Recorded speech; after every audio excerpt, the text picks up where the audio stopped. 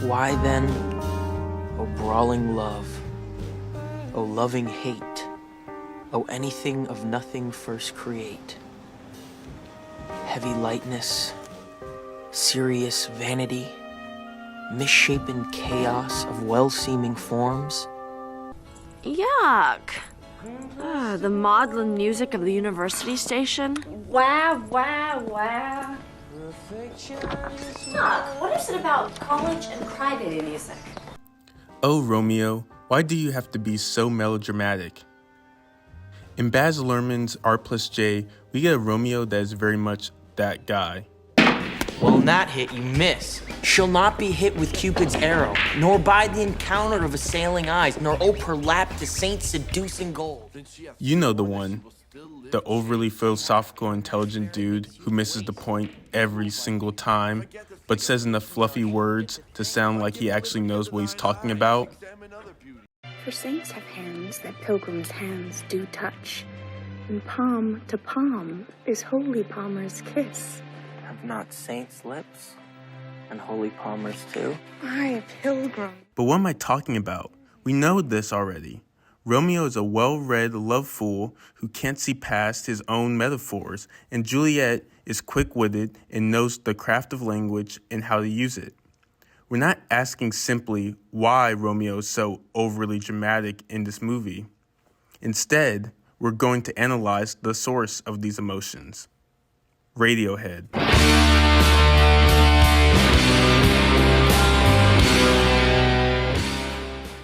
Yes, Radiohead, the English alt-rock group that bursts onto the scene with their bombastic anthem to shy people trying to ask someone out by scaring them at a bar. So why do I think that Romeo and Radiohead go together like Hamlet and Freud? Well, I guess I should get the obvious out the way.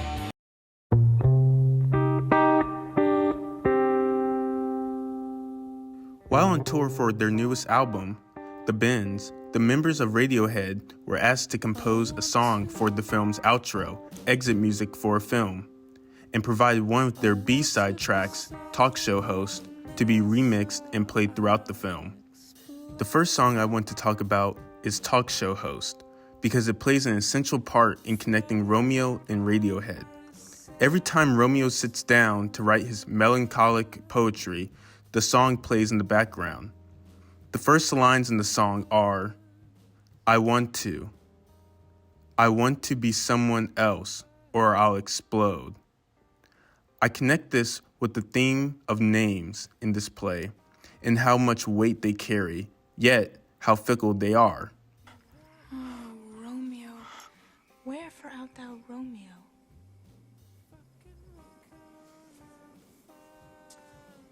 Deny thy father and refuse thy name.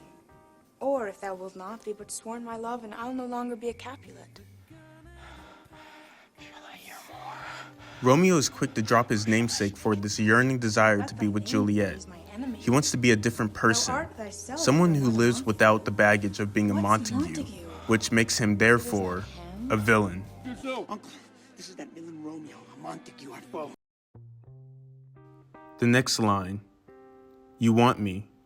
Fucking will come and find me. I'll be waiting with a gun and a pack of sandwiches. Admittedly, a weird line, but I feel it represents the madness of Romeo after the death of Mercutio and what he thought was the death of Juliet. Romeo has no control over his emotions and starts acting irrationally. Mercutio tells Romeo to his face how the rivalry between their families is a scourge and caused this misery. And what does Romeo do?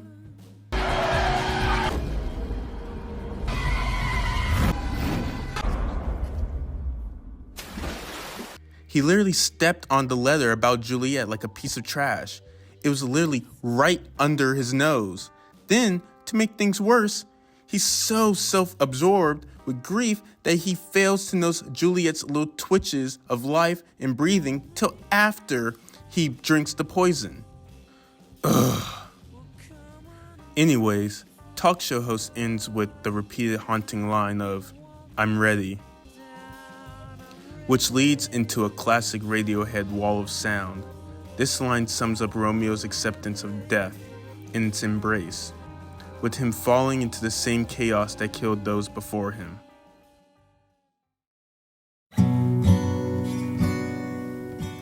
I saw the Franco Zeffirelli version when I was 13, and I cried my eyes out, because I couldn't understand why the morning after they shagged, they didn't just run away.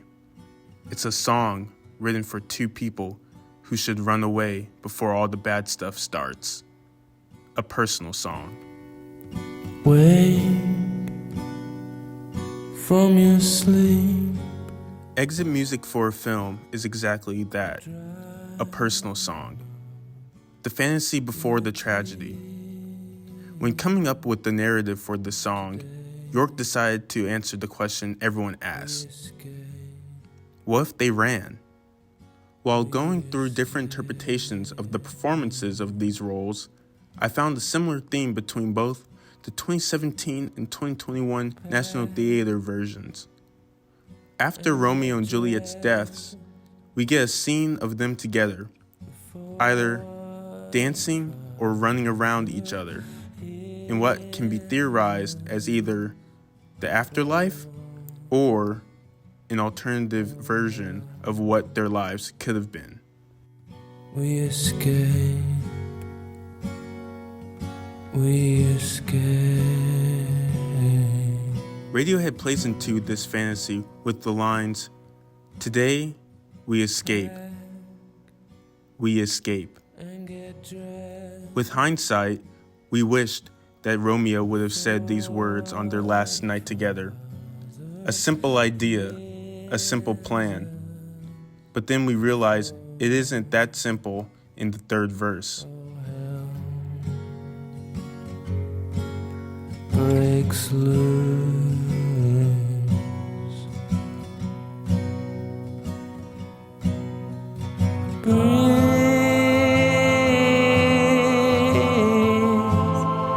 Keep breathing. Don't lose your nerve. It's still potentially a fatal choice, but their desperation for each other holds them in the tensest situations. We hope your rules and wisdom choke you. Now we are one in everlasting peace. We hope that you choke.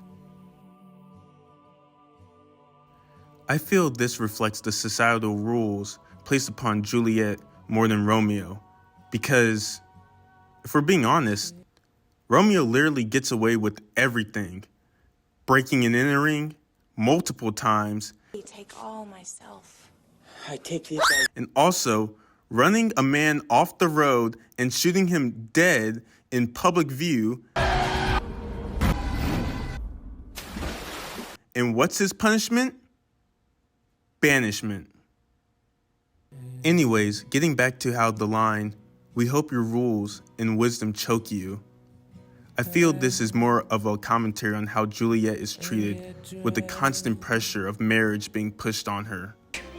Get thee to church Thursday, or never after look me in the face, and you be mine.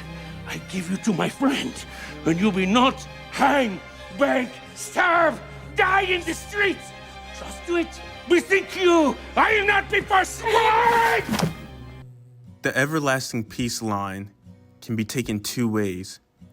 Either they escaped and are living happily together, or, despite their best efforts, they couldn't escape death. But even in death, they found solace. The song ends with the choke line slowly fading. Hopefully, their escape will finally suffocate this rivalry so that another tragedy doesn't have to play out. So why does Radiohead go along with Romeo so well? Maybe it's just because Radiohead is a band that pretentious 20-something-year-old dudes like to listen to when contemplating their place in society. Or maybe it's because Baz Luhrmann knew that Radiohead understood how to interpret Romeo's desperation to be understood, not to be the butt of the joke, and find true meaning and connection by finding someone to challenge him to be better at his craft. So it makes sense why a band whose success launched off from a song about how the lead singer couldn't find the right words to ask a girl out relates so well to a man who hardly uses his flowery words in the right context.